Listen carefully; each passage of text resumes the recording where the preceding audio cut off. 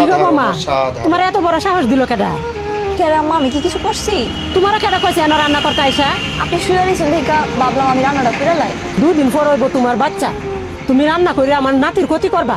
আজকের পর থেকে তুমি আর একদম, রান্না করে আসবা একদম। না, এখন থেকে আমি রান্না করতে পারবো। যাও উঠো, ঘরে যাও গে, দেখো গা কি ফল টল আছে গে, খাইতে খাও গে, রেস্ট না যাও। আই বৌমা খারো, তুমি তো আমার কোনো কথা শুনতেছ না। মা অসাধারণ। খালি কি আপনিই কাম করবেন সারাদিন? আমি কি একটু টুকটাকও করতে পারবো না?